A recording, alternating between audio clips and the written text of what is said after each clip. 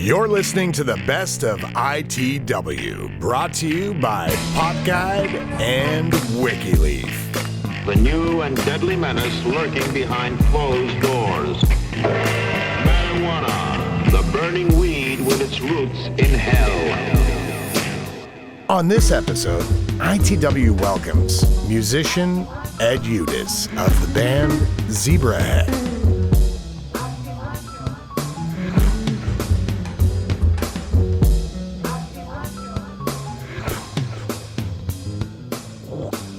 We're talking about episode number. Well, we don't know the numbers yet, but we're going to talk about our friend, your friend. Your friend, my friend, our friend, all of our buddy, Udhus. Ed Udhus from... Zebrahead. Yes. Zebra. From Zebrahead. And that's what they're called in a lot of countries. Zebrahead. Yeah? Yeah, that's what the kids He say, was yeah. a fucking angel. Oh, he is an angel. I just talked to Ed. I saw him day before yesterday. Yeah. Briefly, but he's doing great. So it's been a while since we talked to Ed. Yeah. Since then, he's gotten a lot sexier. Has he? Oh, yeah, he's looking great. I just saw him, like I said, day before yesterday, and I walked in and I was like, Ed, you're looking good. But anyways, I've known Ed since I was a kid, dude. I fucking love that dude so much, man. And having him on was cool, and it was cool and inspiring to hear his story. Yeah. Because, I mean, he fucking went through a lot, man, and he overcame it, and he's fucking kicking ass with Zebrahead. They have a new album, and he's drumming his heart out, and he's still using cannabis and still... Yeah. And he had said on the podcast that he had, if I remember correctly, he had kind of grown up with a more conservative view of cannabis too, and so he was a bit more reserved about using it and stuff. Yeah, like whatever uptight Ed of the past. But he did start using it medicinally, right? Yeah, he did. He really did use it then medicinally, and he overcame some drug use. Yeah, Cannabis. yeah. So it's pretty heavy. A lot of people that's a pretty, like Yeah. I don't want to spoil the episode at the beginning, but yeah. dude went through some shit, man. And but he's a great inspirational guy, great fucking family man, Great fucking drummer. amazing dad, amazing drummer. He owns a really successful business, Get Off My Case, custom flight case company. Cool. Yeah, like a lot of when Flogging Molly's on tour, all the gear that's getting brought in, it's a lot. Those are all his cases. A lot of big touring acts all use his gear, so it's cool. And bandmate to Mr. Dan by Stereo. As well. What's that? And bandmate to Mr. Dan by Stereo. Oh yeah, Dan of Death by Stereo also plays in Zebrahead with Ed. Yeah. And We got to get Dan on this fucking show sometime. we need Dan on the show so fucking bad, dude. Yeah. He's the fucking funniest dude ever. Yes. Funniest dude ever. Yeah. But Ed was lovely. And that was Come on, I just went. Yeah, I'm all. Well, we're getting pretty stoned. Yeah. and I'm sorry. But we shot that. We shot Ed and Mama Troy and a few others at your friend's venue, and it's slipping my At mind. the Slide Bar. And Dan from Atreyu. And Dan from Atreyu, Dan Jacob. That was fucking awesome, man. Yeah. It's Fullerton, Orange County, if I remember correctly. The Slide Bar in Fullerton, owned by Jeremy Popoff of the band Lit. Yeah, that's right. Yeah, it's awesome. Yeah. Him And he was his really brother. friendly guy. That was a fun night, man. Dude, he's a good You dude, guys man. played that Oh, night that's later. right. That's why we were there. We still have an right. Into the Weeds banner there, I think, and maybe some merch. It's probably buried in some fucking behind some kegs in the basement at this point. That's awesome. We don't have basements. Oh, that's right. Yeah, because we're awesome. We're from the West Coast, man. We're in the sun. We don't need to go underground. Whatever. Do you need to shift around in your chair all the time? Maybe? Whatever, Canada. You know, one tsunami and you're not going to be talking like that. You know what, man? Yeah. You know what? Act of God, kind of You know what? One tsunami, you're fine. You're allowed to laugh if it makes it sound funnier. Okay? A little bit of background laughing doesn't hurt. Anyways, yeah, Ed's a fucking amazing dude. Fucking rad times getting to talk to him after knowing him for so many fucking years. I've known that dude since... How'd you guys meet? Where did I meet Ed? Ed knew a lot of my friends when I was younger. Ed was in a band called 409, and his band would change their name every show, so it really helped him get big. But they were just this really funny local band, and they were called Frank Rizzo one night. Like, they would change their name, and I was into his band, and I was going to his shows. We had friends in common, and then, all right, a lot of people may not know this. I don't know if we brought it up at that podcast, but I was at a venue. Yeah. And my friend Sergio comes running up to me, and he was like, dude, fucking my girlfriend's in some shit by the bathroom, and I told this dude to leave her alone, and he's like, that dude's gonna come after me to beat me up. And I was like, oh, fuck, and he's all, this fucking big ass dude. And I'm all, oh no. And I'm all, where is he? And he's all, he's by the bathroom, but he's still harassing her.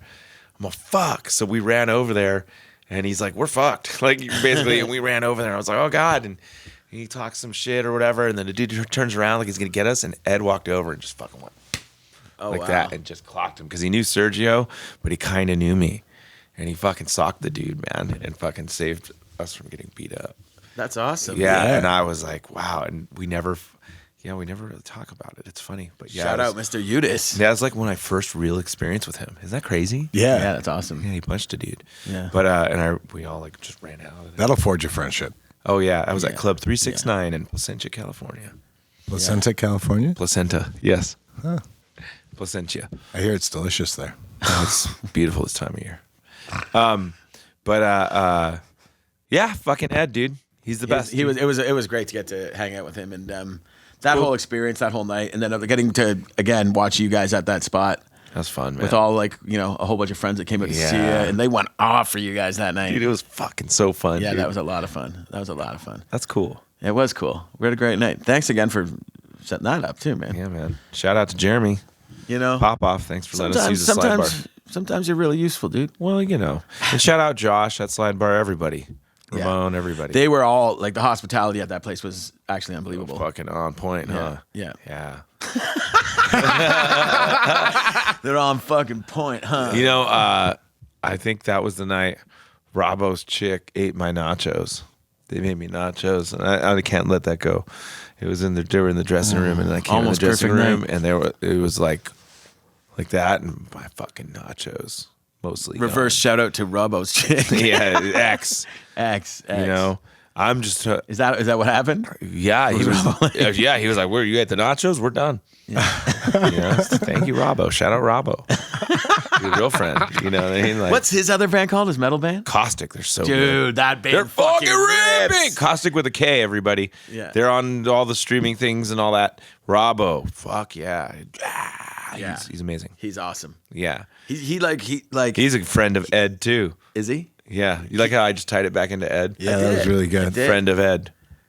A friend of Ed. Do you think Ed punched somebody out for him? What did we do? Did Ed punch somebody out for him? Whatever. Who do you think would win in a fight, Robbo or Ed? Ed's a pretty big fucking dude, man. Yeah. You know what I mean? I don't know. They're both too nice. I think they would both bow out. They would be like, you know what? Let's just be bros. That's nice. Anyways, Ed's the best, dude. I love that guy so fucking much. And thanks so much for being on the show. Yeah, I just saw him, and he actually just moved his business into a way bigger shop. So congratulations! Congratulations! Shop's in a better neighborhood. It's a lot less tweaky. It's great. Oh, that's awesome. Well, I hope you guys like this one. It was knocked the mic a little bit. Hope you guys like this one, and I hope you like this one. I wasn't talking to you. Whatever. I hope. Hey, Bubba and Ephraim, I hope you guys like the best of our podcast. I'm one of the guys, right? Yeah. We're the guys. I meant the listeners in Listenerville. Well, they're not all guys. He does have a point there. Yeah. Whatever. Yeah, you're right. Shout out everyone in Listenerville. Ed Udhus. Just kidding. Properly pronounced Udhus. Udhus? You said it was Udhus. He pronounces it Udhus, but he told me that the traditional pronunciation of it is Udhus. Udhus. Dude, I asked you so specifically how to pronounce it. I told you how to pronounce it because he doesn't say Udhus. He says Udhus. But he told me that like back in the day. I even said you disrespecting, like you dissing me. No, this could be F setting us up to get punched out though. You know what, dude? Ed setting a Ed Udhus trap for us. You know what? I am. This is what happened the last time. Dude, Ed's gonna cancel you. Maybe. I'm just saying. I don't want to. I don't want to end. Like I don't want to end the Ed Udhus segue. It must suck to be someone Ed doesn't like, dude. Whatever, you guys. He likes me. Sure. I'll make him like me, darn it. Well, you know what I'm saying? No. I thought it was all positive. Anyway, I hope everyone in Listenerville really enjoys this episode with Ed Udhus. It was a pleasure to get to know him. Fuck yeah. Yeah. Okay. How do you pronounce your last name? Udhus. Udhus. I was going to say Hudus, so I'm glad I asked. Udhus. Ed Udhus. That's a weird Or one. the traditional pronunciation is Udhus. In Norway, yeah. Norway. It's actually with a T. Udhus. I mean, Udhus. outhouse in your backyard where you keep your lawnmower. Not like your shitter, but like your tool shed. Okay. Yeah, it's no joke. Like Udhus. Well, Now I got to fucking keep this part in because it's super interesting. Udhus, yeah. Yeah. Now I got to punch in and be like, hey. So rad. Yeah. Wow. So we're here with Ed Udhus. Udhus. Udhus. Now you fucked me up. Of Zebrahead. And all like, I imagine. And a whole he's bunch- also the owner of Get Off My Case Custom Flight Oh, I didn't know that. Yeah, Case yeah. Company. Oh, Yeah. fuck. That's rad. Yeah. You see that GMC logo on Yeah, everything. yeah. I just like road cases a lot. Yeah. I actually, Brent, our videographer, he's a, what are they called? The cases, the Pelican cases. Yeah. He's a huge fucking Pelican They're fucking connoisseur. awesome. Yeah. Yeah. Yeah, he's like a, we'll be walking through the airport and he'll be like, oh, that's a pretty dope Pelican case. Like that kind of shit. So We do the same. We do the same thing. Yeah, Everyone's anybody like that's that, into too. Pelican should check out Get Off My Case. yeah, that's a Yes. wicked logo. Thank you. Yeah. Some kid in Omaha made it for us. Really? Yeah, Awesome. years ago. It was Really? great, yeah. Really. Did you Nice grow up guy. around here? I grew up. Actually, I'm from Seattle, but I grew up in Fullerton. Actually, 2 miles from here. Yeah, really close. Yeah.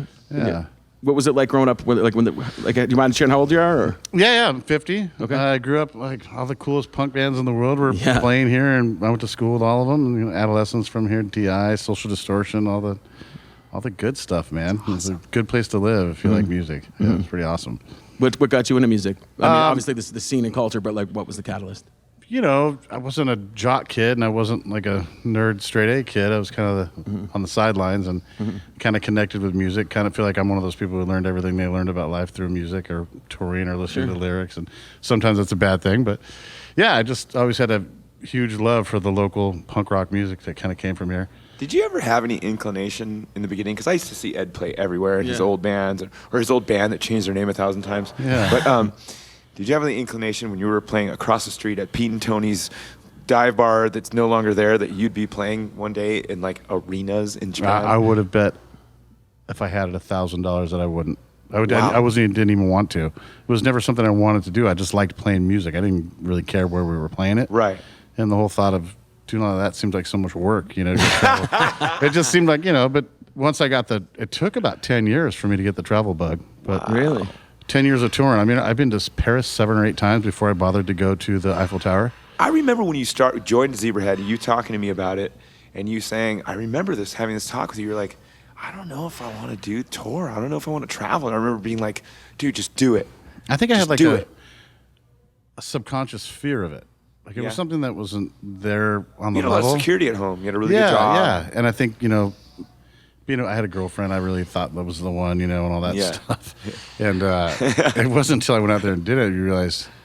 And then the friendships with your bandmates and the experiences together. That was, to me, you really are trading in a life of, Lexuses and 4-bedroom houses for, beer belly and a load of air miles and some good shows. Really, that's really it. Yeah, but it's awesome. I wouldn't trade it. Yeah. That's rad. Sorry. I was going to say good example. I just got to tour Australia with Ephraim, and we did it low budget in a van. Yeah, and it was great. Freaking awesome. Best time ever. Counting kangaroo You said roadkill. it. Yeah, it was a good time. Ephraim's still on fucking party buzz from it. He just keeps talking about it. It's Oh, great. yeah, it was Yeah. so good. Yeah, good time. I actually was at the first Zebrahead show ever. Really? Yeah, in Santa Ana. Look, hold on. Before you hop into this, just because there is some background noise, and I just want to get it out of the way before I forget. We are recording this at the legendary Slide Bar in Orange County, California. Fullerton. There's going to be some ambient noise in the background because it is a venue, and it was 4 rooms at this place, 2 stages. It's fucking Bar, awesome. restaurant. If you're ever in the area, we highly recommend it. But they are getting ready for a big party night tonight because Death by Stereo is actually playing tonight in town. Yes. So if you hear some noise in the background, forgive us. It's just the way it is today. Shout out to the owners of the bar. Yeah, the band Lit. The Lit, yeah. Lit yeah. guys are the nicest guys ever, and they were really cool to let us do the podcast Super here. cool. Very supportive. And Josh, the manager of The Slide Bar. staff, everybody's been super fucking great. Good peeps. Yeah. So I just wanted to get that out of the way because people are going to hear plates clanking and things like that. I think we're doing it in a kitchen or something. I know, it's so funny. Yeah. Anyway, thank you so much again for coming course, on. yeah. So Santa Ana, that's where you're saying the first Santa show. Ana, Coos Cafe was a little house converted into a coffee shop that used to be a chop suey house. Yeah. And I watched Ed play in the living room. First Wow. Zebrahead show ever, and people went crazy. Like that first show, it was nuts. And I was like, how is this happening? And it just happened so fast. And next thing I know, like, you guys like quit working. I was like, you guys are going on tour? It was weird, man. I was like, you can do that? It was weird. It was the weirdest thing ever, but it was great. And you were part of the big OC wave. Like I don't know about that, but we definitely. I dude. think the record labels wanted us to be part of the OC wave, Right. But it didn't naturally work out that way. But it worked out to a good blue collar career. Yeah. Which is, I think, better. you Yeah, know? longevity. Less weird head problems, less less stuff to deal with. Kind of went easier on us, I think. I'm sure you've been asked this a million times, and there's a lot of people that just don't know the experience of touring and being in a band. It's like, is it kind of cool for you that you can go somewhere and cause I've seen you in Japan. I got goosebumps. Fucking crazy. Yeah, and I've watched you rock like 15,000 people, dude, and everywhere we walked and around and stuff, people were like, oh, and then you can come here and your band's still really popular here, but no one bothers you. No, I think it's ridiculous, completely ridiculous. What was the catalyst to make it so fucking huge in Japan? Like, why did it catch so? Honestly, it's like, not that it's not great, but you know what I'm saying. I know we're not great. We're just regular dudes who play music, and we had to play against these guys. Those guitars, fucking like that guitar shit that we were watching today. Oh, we were watching videos of you. Yeah. And Greg was amazing too. Well, it's what it is. There's like a kid in every neighborhood who can do that nowadays, and it's not so much that, it's right place, right time. And we had an A&R guy for the label we were on in Japan who really, really cared. He was a young dude. He was our friend, and he'd dress up like in his zebra costume and go to the radio stations and harass them, and he just worked his ass off for us. And we can count 5 people in our career who just went doing flips for us, and the reason we're still here, and he's one of them. The guy was amazing. We built a career out of it. It was great, yeah. Thank God. Wow. Yeah. I've literally, I'm not going to say who, seen Zebrahead play a show in Japan supporting a really, really, really big band in the world. And I watched it. I was like, holy smokes, half the room just walked out. That was like 15,000 people. Like you were in Japan at the time? Yeah. I think it might have been in Tokyo, or I can't remember, but I think you came with us. Yeah, I was with you. Yeah. And I literally watched half the room leave. And I was like, what? Like, holy, I mean, you guys, just walking with Dan, the guitarist of Zebrahead, by the merch table, I remember security coming over and being like, you guys got to leave because you're causing a scene. I was like, dude, my friends are doing so great. I was so proud. I felt like so proud. And watching you play drums and standing like next to your drums, I got goosebumps. It's just fun. I mean, if we get to do something that affects somebody in a positive way, and they like it, and we get to have fun. And I don't care who you are. There is an invisible energy between a crowd and a band, 150%. And that is kind of addictive and fun. And we're just really thankful we get to do it, and consider ourselves lucky. At what point, and because I want to get into this with you, and because there's a really big reason, aside from you being awesome, you're on the show. I wanted you to share your story because when I talked to you, I felt like you might be able to help somebody that's going through the same thing. At what point, through all this traveling, all this, because being on the road is tough. Give some preface to what you're saying. Ed ended up, you had back problems at a certain point in your life. I've got 3 ruptured discs. Okay. And when I got divorced, I gained a lot of weight because I was just happy. Yeah. We go out fucking tacos and have a good time, with a girlfriend and have fun. And gaining weight and sitting on an airplane, we do an average of 12 to 20 12-hour flights a year. Wow. And those 12-hour flights turn into 20-hour travel days. Sitting at 90 degrees with 3 ruptured discs, being overweight. I was slightly overweight at the time. Now I'm pretty good overweight. It got to the point where the pain was incredible, like especially playing the drums with a wide stance on the pedals. Sure. And you use double kick? Yeah. And it's just the last thing dudes in rock bands do is complain about stuff backstage. You're gonna just get an earful if you do, and everybody you make it hard on everybody if you do that. For sure. Yeah. So we just try to suck it up and don't cry about it, But the result was go see the doctor and do stretching and chiropractic stuff and all this stuff. And I went to the doctor one time. He was on vacation. His guy that he hired. So I got the perfect thing for you. It's a nerve deal. It's called Tramadol. It's a synthetic opiate. So an opioid. Yeah. So here you go. Try this and some Xanax when you freak out on the airplane and it hurts, and some Advil. So I got to the point. Fast forward 2 years, and I'm taking a Tramadol, a Xanax, a 6-pack, and 6 Advil to go to bed. 6-pack of beer. Every friggin' day. Jesus. And it was manageable. I would pass out. I'd probably only sleep 4 or 5 hours a night. And then went to one of the tours to Europe, I woke up one day and did a regular day, and I went to go to bed, and I didn't have any pills left. I had ran out. I probably still had 2 more weeks of tour, and I'm not the guy who's going to go to the doctor in like Germany and ask for tramadol, you know? It's kind of weird. And I never smoked weed or did anything of Growing that. up, you didn't? No. I mean, my mom, I used to catch my mom doing it, so I think it was weird because my mom was doing it. You know, like, I didn't want to do it. It's kind of wag. Yeah, I was like, whatever. And then when I was in the band, our guitar player, great dude who we had before Dan, he was a great guy, but he was really into that, and he would do it all day in the bus. And he Really into weed, you mean? Yeah. And he would just not do anything else. That would be all he did. So I couldn't really identify with that because I like going and doing stuff and having fun, and just different vibe for me. I got nothing against that. Just wasn't my thing. And so I never really wanted to get into it. And I was having, withdrawal symptoms on the rest of that tour, not having it. Couldn't sleep. I'd see flashes of light, sweat, nausea. It was horrible. Came home, went and saw the doctor, and he's like, you got to go to rehab. It's like your body's addicted to it. You've been taking it for 3 years, and yeah, you've got an opioid problem or opiate, whatever. And he's like, or you could try marijuana. Your doctor prescribed it. Yeah, he goes. He approached me about it because I was having a really hard time. Shout out to Dr. His name is Dr. Longnecker in Placentia, California. Yeah, well, that's awesome. Shout out to Dr. Longnecker in Placentia. Like, we had, like, what's the place? It's just his own practice. No, but what's the place, the town? Oh, Placentia. Placentia. Yeah. Right up the street, Placentia, California. Okay, sorry, I don't know. Don't get me wrong. He's not like he's about a real deal doctor as you can get. You know. Yeah. Very conservative. No, that's I grasp that. Like, again, I don't want to keep going, but my job before this is where I was to go try to convince doctors to prescribe cannabis over opioids. So I just want to give him a shout out for being one of the good guys. He was great, and he suggested it, and he gave me the, you know, California. I don't know if you knew at the time you had to go get a card, and then the card you go to a legal medical dispensary, and I did follow the steps and do that, and I bought it, and I didn't use it. And I was still having flashbacks, and I didn't even know how to pack a bowl, man. I didn't know how to do anything. Like, I didn't. Do you have to put a screen in? As long as I've known you, we've always drank beers. Yeah, we crushed I so didn't many know how beers to do any of that. Never herb. Third or fourth night of having it, I have a fiance, lovely lady, and I'm talking to her about it. She's like, how come you haven't, taken that yet? I know you're having a hard time sleeping. It's going crazy. I can't take this anymore. You're total ass at night when it's time for bed. And she goes, I smoke. I just haven't since I've been with you because you don't.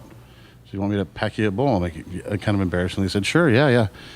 And instantly, within 15 minutes, I never had a flashback ever again. Wow. Ever. Really? Never. And by flashback, you meant like kind of like withdrawal things? Sorry, yeah. Flashback to the withdrawal symptoms. Yeah. Sorry, wrong choice of words. No. Yeah, I never had a withdrawal feeling again. I didn't need it. So even now, I just do it at bedtime. If I'm in Japan, I won't touch it because the law is there. In most countries, I won't touch it unless somebody else has it. I don't want to get in any kind of trouble or anything, but it got me completely off of ever. I don't even take Advil anymore. I don't take anything ever. You're on the road still, so clearly it's working for you. Yeah. And I mean, you're on the road, and congratulations, you have a big new record in Japan that's doing really well. Thanks, man. But you're going to be able to go out there and tour. And I mean, how much of a difference has it made for you to be able to exist on the road or work? It's not just run your that. company? Like my physical well-being, I would literally say did a 180-degree turn. Wow. Because taking all that and drinking all that every night takes a toll.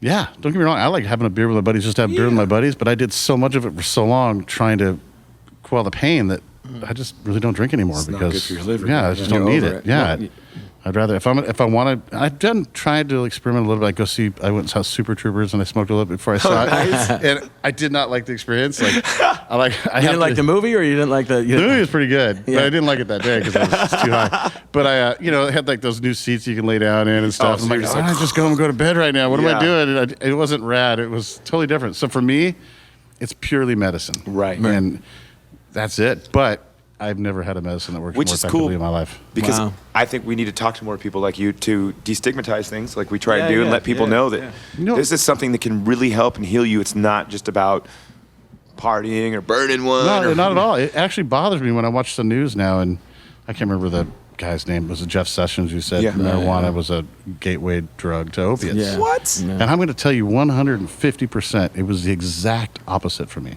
Jeff Sessions was also on the take from the pharma lobby. But, of course. I mean, a lot of people like don't real. realize that. Yeah. But, I have friends whose families are Midwest upbringings, and they're the people that are afraid ISIS is in their cornfield, and they're popping their Xanax, and then they watch you smoke a joint and go, "You're a drug addict, man." You're like, I don't know, man. It's all about Whoa. perspective. I think people need to be educated a little bit. So you smoke. So we would call that. So you smoke weed for the breakthrough pain. Like that's what you do? Yeah, I mean, there's other options. I had the wax. I tried that, and the inhaling wax, whatever the vape stuff. Too heavy for you? It just makes me cough. Yeah. And I tried the CBDs, and those are cool, and I can go to sleep. But I realized that I really kind of like the THC. Yeah, the THC, like they're like daily. There's more stuff coming out about the medicinal qualities of THC. It's been branded as the psychedelic, evil stepbrother, of weed. But it is the psychoactive one. But there is tons of like pain relief, symptom management more, with THC is coming to be discussed in mainstream publications. I think good example is my doctor suggesting it, and prescribing it. We did discuss that part of it after a couple of follow-up visits, and I realized, just for me personally, owning a business, that I move a lot of money across my desk, and I always, at any given time, owe amounts of money that would make people stay up at night. Do you ship that money in your cases? I never get any of it. It always goes to the customer or whatever. Great. But the point is, to me, it's like the soccer mom's version of a glass of wine. Yeah, right. It really is. So I prefer the psychoactive effects of it. Yeah. There's nothing wrong with it. I mean, no, not at all. In my opinion, it's here for us to enjoy. Yeah, but it's if they say things like stress to a guy who's 50 years old and a little fat, I fit the bill of a guy who's going to keel over. I think that this has done. That's the other thing. Is overall health. My stress is so much better managed now because I had a good night's sleep happens. And I open with a fresh perspective, my eyes every morning, and I just feel better because of it. It's literally been like a miracle for me. What does your family and your band, because they're your family as well, how have they all taken to you turning over this new leaf? Is your family weirded out by it? Turning over a new leaf. My ex-wife's a teacher, and she's pretty, I guess you could call her square. Yeah. And she's one of the first ones to say it's a gateway drug, but she'll also That's your ex-wife? Yes, but she'll also listen to me explain why and what, and she's open to it, and she's stoked for me. And as far as my fiance, she's really happy. She can't enjoy it with me because with her job, she gets tested, and she has to have certain abilities and that wouldn't allow for that to happen. Absolutely. So she's not allowed to do that anymore. So she can't run that jackhammer. Yeah. My kids can't. My ex-wife told my oldest daughter that I do that, and to my oldest daughter, it's the smell that's at the Green Day concert. That's so funny. But she knows what it is, and she's been told that she can't touch it till she's 18. Yeah, how do you? Yeah, so do you talk to her about it like you? Well, I mean, they're kids. They go through drawers and stuff, and I'm sure that they find it. And when I get it, I play in a rock band, so I get a giant jar full of it, and I've never had to buy it since that first day at the dispensary. But I go through a fingernail full a day, if that, so it lasts me a very long time. So the kids, I'm sure, see it, and I'm very leery of that because, believe it or not, I'm very conservative. I kind of want the kids to have a conservative upbringing, so no problem. They know it as medicine, right? And which is great, which is just because it is, and you're educating them. Yeah, so I think from that perspective. And the internet's kind of cool in this day and age with YouTube. You can look up things about why it became illegal and who gained from that and what they were doing and how ridiculous it was, to be honest with you. And I think that's pretty much all the information's out there now if you want to see it. But I was under that spell growing up. I thought marijuana was this big, bad, scary thing that would make you rob a liquor store. Dude, good example in this town we're in, Fullerton. A friend was a police sergeant. I probably went on 30, 40 ride-alongs in this town. Oh, Mike. Not once did I ever see someone break a law on marijuana. Not once did I see a guy beat his wife or beat his kids or crash his car into a tree and kill somebody. Never saw it. It's all alcohol. Every single call in this town was alcohol, man. I just never saw it. So it's a lot less scary than I think a lot of people think it is. That's the big thing. Absolutely. Yeah. I've noticed that at festivals and all that. Whenever we play a festival somewhere with one of my bands, and it's like kind of like a weed festival, hippie festival. Dude, there's never fights. No, there's never problems. But you go to any other fest, it's a bunch of everyone's drunk and something always happens. So I mean, it's pretty obvious to me. And it's remarkable because I've worked in cannabis for 3 years. Like I come from music as well, but I've been working this for a while. It's cool that you're coming on here and saying that because I forget because I'm like surrounded by it. Like like I'm around next to you all day or quite often, and we're just smoking weed or whatever. Yeah. And you forget that people still do look at it.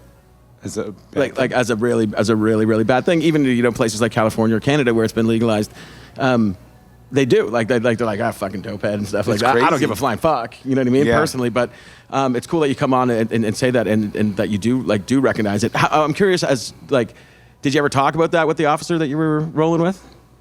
Yeah, actually, one time I did do it in front of him and he got angry and left. Really? Yeah, and we didn't have a falling out over it. He's just like, dude, you can't be around that. I get tested and I can't be around it. And he was a boss guy. So I completely understand the position I put him in was unfair for him. Yeah. But at the same time, he understood that it is what it is. He's just got rules he has to abide by with his position in government. And it was one of those weird things. I think that's a lot of that, I have to deal with teachers and principals all the time, and they don't, it might as well be illegal to them. You know what I mean?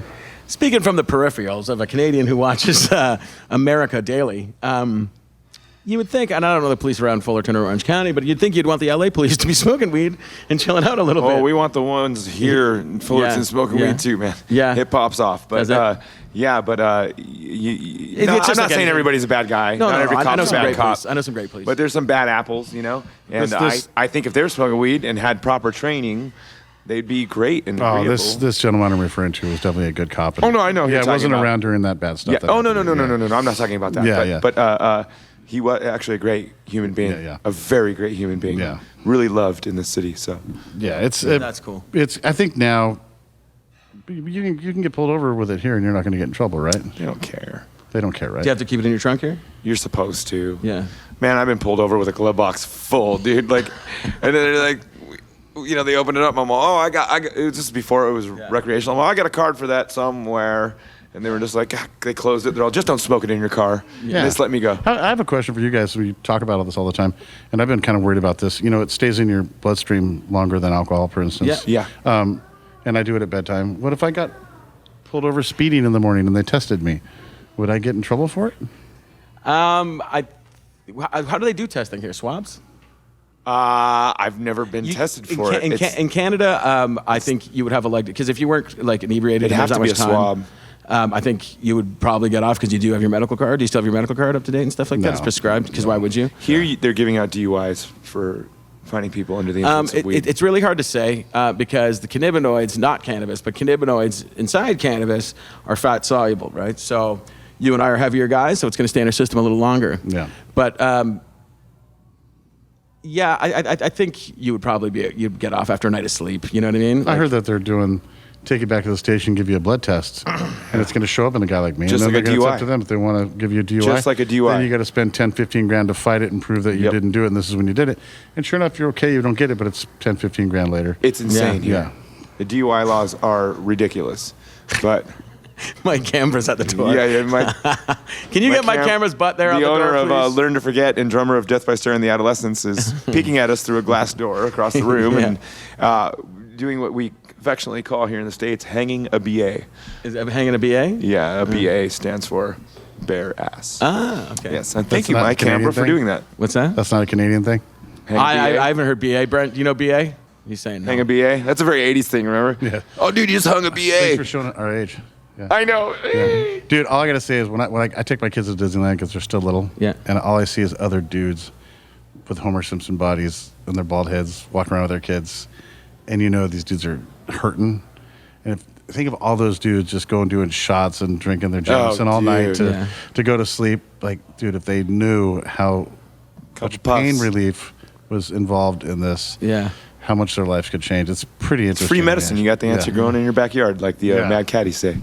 Yeah, it's pretty remarkable, actually. So do you still smoke? Do you smoke weed on the tour when you can? Like as much as I can. Yeah. Just as far as bedtime goes. This last trip to Australia, I think we had a nice bag in Australia. Yeah, I got it one time, and I had a day off in Sydney, and I think I slept 11 hours. Oh wow. Yeah, I just needed some rest, and it was very great. It was great. Well, because we really can't do it anymore. It's like Russia or Japan or Ukraine. Yeah. And it's kind of Scary. it's hindered me at the border crossings a little bit. Yeah. Because I won't lie to border agents no matter what, because No. they're trained to see that stuff. So just tell them the truth. Do you smoke weed? Yeah. Do you have it on you? No. But as soon as you say yeah, I'm done for a half an hour. They're going to be searched and thoroughly gone through. But it's just, besides that, it's just not that big of a deal anymore. I don't think. No, it's pretty tolerated, even where it's not legal in different countries. They're much more lackadaisical about chasing you down over it. Dude, I tell you what, if everybody says you make money if you do something really you believe in. If I got a job lobbying for legalization of marijuana, I'd be a zillionaire because I just 100% believe in it. Because you believe in it, and it's should true. absolutely be 100% legal everywhere. I do not understand why it would not be. It completely changed your life, 180. It's the most positive thing that's ever happened to me that I've ever taken. Anything, ever. I mean, I was in bad shape. It really saved my deal. It was great. Saved you from becoming a full-blown addict, probably. Dude, I got kids, man. I got to be on my toes. I got to be a good dad. absolutely. Be here for them. I can't be taking Tramadol and Xanax and 6-pack of beer. What if the house catches on Right. fire? I mean, that's bad. So when you were on that, like, you're just fucking dazed out, right? Just smashed. I have no idea because I'm not even conscious. Wow. Like, that's bedtime. I'm just gone. I might as well. How are you going going to to get woken up if something's going Yeah, wrong? I never woke up once for those any time during that. Yeah, Has the smoking weed helped with weight loss at all? It helped me a bit. it helped me actually gain weight. Oh, did it? Because, dude, I had always seen the Munchies jokes in movies and stuff, but had no experience with it's that. real. Dude, I could be like, go out and have a nice dinner, come home, be full, hit that up, turn on the Netflix, not be hungry at all. 15 minutes later, I'm like, where's the Cheetos?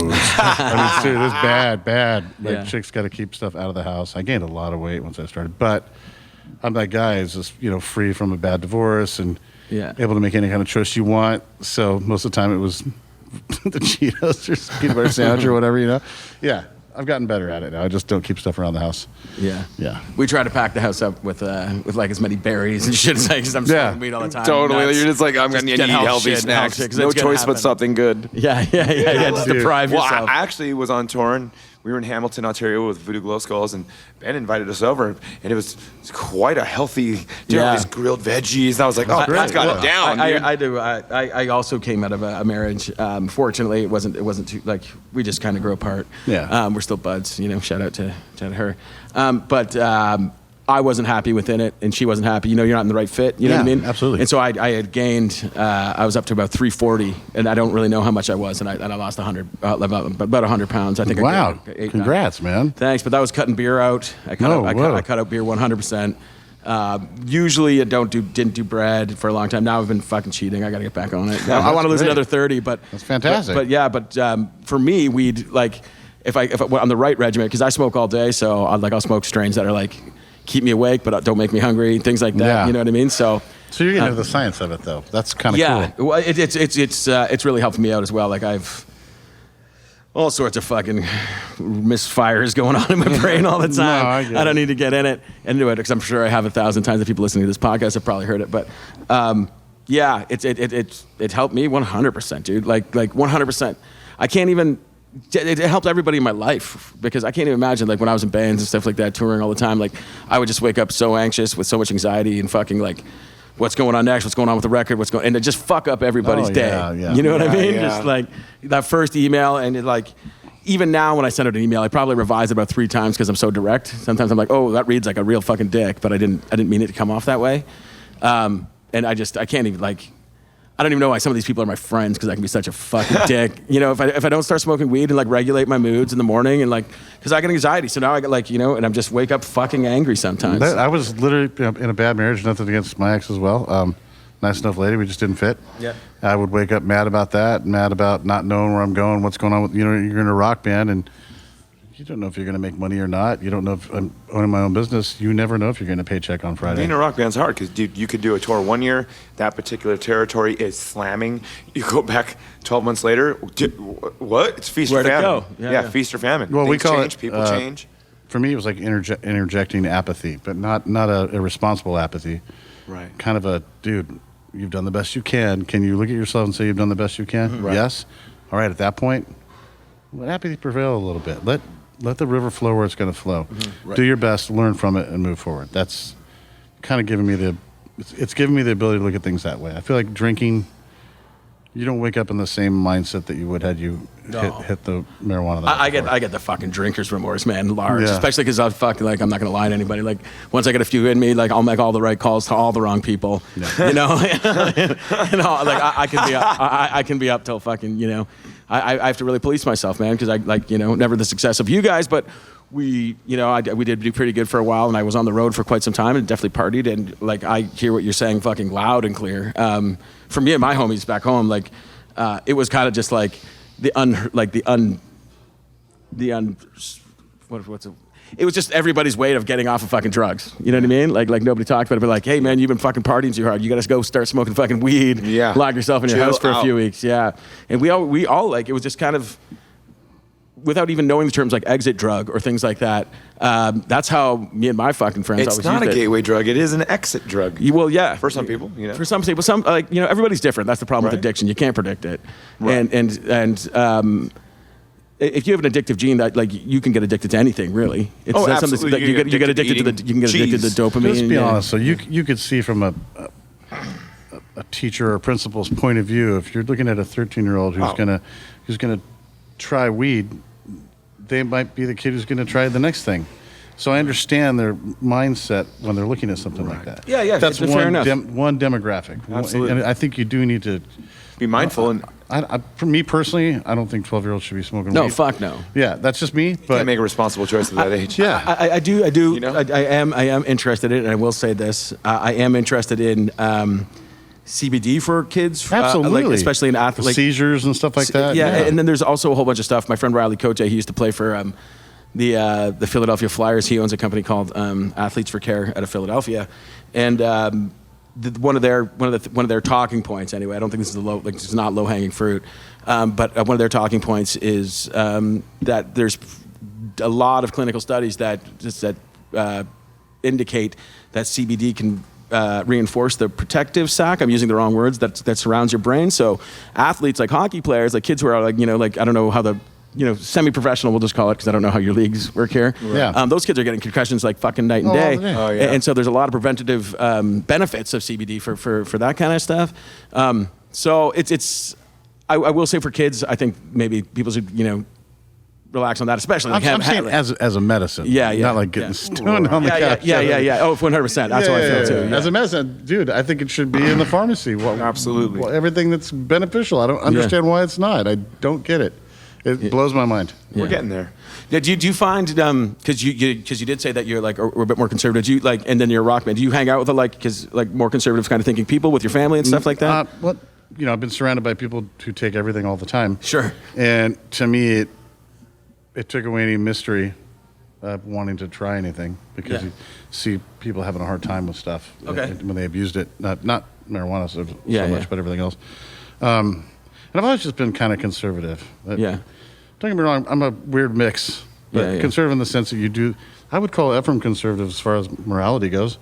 Oh, yeah. Yeah, it's doing the right thing for the right reason all the time. Absolutely. Not because you have to believe with a dude with a beard and a book on the cloud or anything, just because it's the right thing to do. So in that sense, I'm conservative. I don't want to do a bunch of cocaine and steal my ex-girlfriend's stereo. That I'm liberal as fuck, motherfucker. Yeah, no, dude, I'm totally joking. Don't get me wrong. I mean, if people want to do that, I don't have a problem Get all with it. twacked out and turn the vacuum cleaner into a periscope. Yeah, yeah. In that sense, yeah. You know what though? We conservative in the sense that we have a job to do. We show up and do the job. We don't have any stories about us being too drunk or Right. cracked out to do our get it job. done. Yeah, we get it done. So in that sense, very conservative, professional. At least try to be professional. Yeah. And you won't see me. I don't drink and drive ever Yeah. because I don't want to kill a family coming home from Disneyland, wherever the hell they're at. It's not what I want in my life. You know what I mean? So in that sense, I am very conservative compared to some of the people in rock bands that I might hang out with. But like, the ones that I hang out with, they don't do bad things to bad people. It's a lot different than people would think out here in the music world. I mean, it's like anything. There's crazy people, really exceptionally crazy people, but for the most part, everybody's a lot more responsible, as you know, and we're at work. Yeah. We're working. We're trying to get by. So it's a lot different than people would think. And sometimes they think of the drugs and the party. Sometimes the people that are addicted are doing it to get by because it's such a physically taxing job, as you know. Interesting side note. Everybody I know who does crazy drugs and steals things aren't in rock bands. Right. All my friends in rock bands who do anything above marijuana do it because they simply haven't slept in 13 days. Yeah. And they have to do shows, and you get up on stage and do 2.5 hours of like the gnarliest workout you've ever done in your life while you're screaming till you're going to throw up. I mean, and you haven't slept. Sometimes they do whatever they need to do. Yeah. Oh, that was definitely one of the traps that I fell into. Yeah. So I totally get that. So I'm definitely not judging anybody. Yeah. To each his own. Right. If I had a friend who was falling by the wayside from doing that, I'd definitely have a talk with them. Help them out. I don't have any friends, thank God, who are doing that right now. You know? We're all doing good. Yeah. It's not about how much money you make or what your house looks like. Right. About what kind of effect you can have on the world and if you're having a good time. And I think that's kind of it. And I love your attitude, dude, and I've always appreciated you. Yeah. And since day one, when I met Ed in the '90s, I met Ed because he saved me from getting into a little dust up one night. But we became were getting into a dust up? I know, it's so stupid. And it was young, it was a long time ago. But Ed always kind of like kept me close, showed me a lot, taught me a lot, kind of showed me the way in a lot of ways. And I watched what his band did my whole life, and I wanted to do it too. You know, so it was really inspiring to me. Watching Ed It was inspiring to us to watch Ephraim because he's more of to me, if I had to describe the most punk rock person I know, it would be Ephraim. Yeah. And I would call a lot of the people that people call punk out as bullshit. Yeah. Yeah, bullshit. Yeah, I'm not going to argue with that. That's what they keep telling me. Ephraim's not bullshit. He doesn't have the same flags that the other people have. He's got his own flag. I agree. If I wanted to say something complimentary towards Ephraim, which I don't, because he's been extremely racist towards Canadians this whole time. I've been picking on Canadians this whole time. They've been in LA. Canadians. You're just mad because they have better looking women than us. Sorry, America. Whoa. Yeah, we do have good looking. Zing. We do get to look at a lot of good looking ladies. Oh, I'm We sorry. don't get to do anything with them. But we get to see them. I cut off your compliment to Ephraim. I apologize. No. Please don't cut off the compliments. No. Please continue, What Ben. I was going to say is that the cool thing about Ephraim is that we met 20 years ago, and we were just always like, I'm like, fuck, dude. Like, we just always stayed friends and all this kind of stuff. I'm like, that's really, and not to diminish that, like, our friendship isn't like special or disingenuous or anything. But then as I come down here more, I'm just like, holy fuck, that's just the way that dude is. And that dude's so magical that he's got time to have 20, 30-year-old, 40 friends and know, remember everything about their life, remember everything about their bands, remember everything about their fucking high school fucking brothers' bands, and just like, be like, it was so rad. And it's something that is very rare. So, and you're such a treat to thank be you, around. guys. Yeah. He plays music because he fucking likes to play music. Yeah. That's legit. Yeah. That's the real deal. But I learned that from you and all our friends, Yeah, but you do it on a different level than we do. Like some of my favorite shows I've seen were on this last trip. Just we had some a couple stinkers. A couple stinkers. Yeah. And those shows for me. You can't stand the heat. Yeah. We had some slammers and we had some stinkers. Yeah, like the any stinkers band. were my favorite by far. Actually, the funnest shows we played were the couple stinkers. Yeah. We all kind of just went off like double hard. It was Stinkers crazy. in turnout or stinkers in? Stinkers and turnout. Yeah. And but the people. I like how you rolled your eyes like stinkers in turnout, dude. Like, what, you guys- you think we're not going to fucking kill it? But we true. went double as hard, and Yeah. we all watched each other's bands, and we're having such a good time. We're climbing up the walls. It was probably the wildest shows. Dude, of the that tour. was a trip where you strip away all the bullshit. Yeah. And no, you don't get a fucking case of water. Sorry. Yeah, you're not Don't. staying. You You're not want staying. water? in- Go up and get the shitty faucet water and shut your mouth and play. no fancy hotel that's it. tonight. You load your shit, you unload your shit, you set it up, you set up everything, you do it all. And you can't have any water. You got to pay for your beers. I've done a tour or two like that. Yeah, and we all know how that is. Yeah, like, fuck. it's feast or famine. I mean, some days, like as you know, especially Ed, you'll play somewhere to 15,000 people, then you'll go somewhere and play for 150 people. Happens all the time. You know? To every fucking band. Absolutely, I don't care what Unless you're band you're in. Metallica. Yeah. Yeah, I mean, don't get me wrong. Except Metallica, I yeah. can't relate to Green Day and Metallica because they have a success. Well, Metallica played Antarctica, and not that many people showed up. There's a whole bunch of penguins there, though. Really? Yeah, they really did. Did they really? You can watch it online. Nobody showed up? I mean, there's a few people. I mean, Was there Metallica's penguins? Not that big in Antarctica. There's no one in Antarctica to go see them. You remember my penguin question? What was that? Was there penguins there? They were really hot penguins. I like a man in a tux. Were they all wearing tuxedos? Yes, that's why I love a man in a uniform. A bunch of penguins in Napster t-shirts? Oh shit! They were all mad about St. Anger. Yes. Dun, dun, dun. I think I'm still mad about saying it. That snare sound, man. It's Wow. crazy. How did that? Like, we're not gonna say. Lars did an interview, and I heard him say, he's all, "Oh, you want to know how I got the snare sound for Saint Anger? I just threw it down the stairs." It sounds. He was like joking around about his own. Oh, that's sound. He's cool. all, "I just threw my snare down the stairs." That's really weird that you say that because he talked about not Toronto, the French one, Montreal. Yeah, and I threw my snare down the stairs of that club with the giant stairway load. you in. did? Remember that? What's that fucking club? Fufu and Electric. Yeah. Metropolis? With the square, and then you go around the back, and Yeah. they have the yeah. I was drunk and I just threw my snare in the case all the way down, Foofs. and it was totally fine. That's But I just amazing. remember watching it go down the You stairs. guys played with Metallica in Japan, right? Yeah, That's so rad. it was pretty rad. Who was on that bill?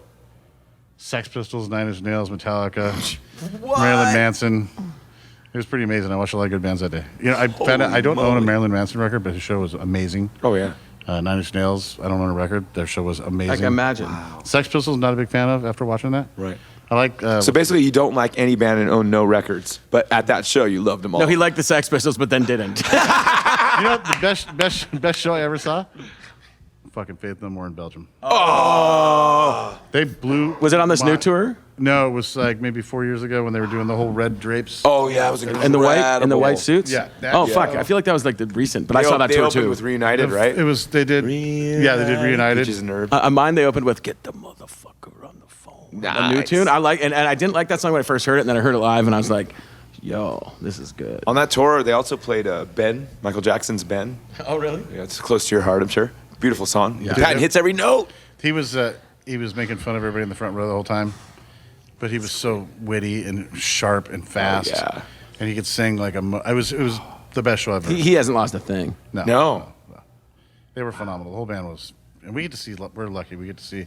We're just pretty much a festival band.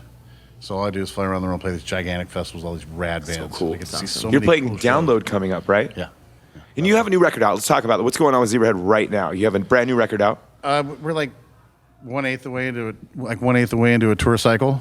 New record called Brain Invaders. We worked on it for like 2 years with Paul Miner, and Paul Miner's the shit. He's amazing. Legendary producer from Orange County. Yeah, he's great. This is the first record we decided we're kind of like told you got to do this, you got to do that by a label in Japan by Sony, and this record we literally just did what we wanted to do. And like Dan would bring in some thunderous metal song, and be like, yeah, fuck it, yeah, let's put it on the record. That's awesome. Because that's the music we all like, you know. right. We would probably never listen to bands that wrote the singles like that we wrote when Japan was saying do it. Don't get me wrong, I stand behind all the music and I love everything we've made. I'm stoked on it, but this one was just a little more free and fun. More for you. Yeah, and it's weird. The result has been really positive, so we're super stoked. We have. I think I'm going to Europe for 4 days next week. I'm going to Europe for 18 days in June. Going in July a couple of times. Going in August to Japan and Europe. Then going back for a month long in September in Europe. So I think we'll do Europe 7 or 8 more times this year, and Holy fuck! Asia one time more. We've gone to Australia and Japan on this record so far from January. So great. It's just fun. If you like airline miles, beer bellies, and T-shirts, this is the fucking job for you. Yeah. Really, that part's great. Exactly. Yeah. I miss my kids. I miss my girlfriend. I miss my business because it's hard to. My partner at work, he slays it. He's the fucking How do best people dude. find your business too Yeah, if they shout want to that get a road shit out. case? Just gumc.tv or on Instagram, GUMC Cases. Okay. You need guitar cases, amp cases, You drum make cases. for anyone from flogging Molly to, the biggest Yeah. people in the business. I can't think of a whole lot that we don't make them for. I'm sure there's a million, but Right. off the top of my head, we make them for a lot of people. It's fun. It's cool to make cool stuff, but it's a bad business model. You're making something that's supposed to last forever. I know. You know what I right? mean? So it's not like you're going to churn them out like Right. papayas. You know what I mean? Or cigarettes. Yeah. A lot of work goes in it. They're all custom for whatever the specific person's needs are. It's fun. It's a fun gig. We started doing it because we needed cases for ourselves, and Right. we just I don't know how They made a case for a full-size missile. Oh yeah, everything from missiles. They're not real missiles. They're They're like prototypes. the prototypes. So the plastic The injection models. molded companies that make them. So everything. Yeah, so if they're going to wind test a new drone, a 1/4 scale model of like a fighter drone or some shit, we'll make the case for it. Quite a bit. Do you get to see the drone? And does it? No, actually, we don't. We have to sign NDAs, and then we get diagrams of how to cut the foam, so we can see the shape of it. That's it. Wow. We can't see what it is, and we can't show anybody. And Isn't that fascinating? it's really neat, actually. But the aerospace guys are kind of tough to deal with because they micromanage so much. And we're like, dude, just give me inches and 90 degrees, and we can move on with my J. Because Yeah, I'm making exactly. fucking boxes, man. It's not Yeah. science here. We're not sending rockets to space like you are. We're not. Yeah. We don't You're not even actually know. sending this case to space, right? That's Yeah. awesome. Okay, I'm just gonna be honest. NASA scientists and guitarists, they're the same. Like the guitar players will be like, "Yeah, I need a pedal board," and all you need to ask is width by depth, and they'll be like, "I'm gonna put," and then they'll list 64 pedals and the cables that go between them and the power supplies, and you're like, "Dude, that's rad," but I play drums. I don't know what the fuck you're talking about. Just how big do you want it, please? You know, and that's just it. And they're all super cool dudes, you know, and we're stoked for them because they're gearheads. Without them, we wouldn't have a business. So we're super stoked. It's just I'm involuntarily learning all about guitar stuff because of them. You know what I mean? It's kind of fun, I guess. So funny. Yeah. Then when their bands don't make it or they get sick of playing, they can go join JPL. Then they ask you for really weird cases. Yes. Well, man, I think we took up enough of your time today. Thank you so Yeah, of much for course. being Thanks here. for having much me, for guys. coming, man. This was awesome. Dude, you know, Ephraim's my buddy and lifelong friend. So this, to me, if he's involved, it's rad. Number Yeah. one. Oh, Thank you thank so you. much. And number two, I mean, of course, it feels totally rad and legit, but I just want to say, man, if you're in a lot of pain Yeah. and things aren't working for you, that opioids and stuff like that, man, are not the way to go. They are definitely not the way There's to a go. way out. There's an easy way out. A fun, easy, healthy, feel good, natural, positive, effective way out. Yeah. And it may work for you. Let's be serious. Yeah, It absolutely. may work Absolutely, for you. yeah. Yeah, for yeah. you. It's not a guarantee. Nothing's a guarantee in life. But if Oh. it works, it really can work. And before I forget, Zebrahead Official on social media, right? Oh, yeah. Yeah. So Thank look up you. Zebrahead, check out Brain Invaders. It's a really Yeah. good record. Thanks, man. I appreciate Yeah. it. I love you guys, man. I You always too. have, day one. Yeah, hell yeah. Ed, thank you so much for telling us Dude, how of you got course, into the weed, man. Yeah, thanks, man. Thanks, guys. Right on, dude. Thank you. This episode so was much. presented by Pot Guide and WikiLeaf. Please follow ITW on Twitter and Instagram at Get Into the Weeds.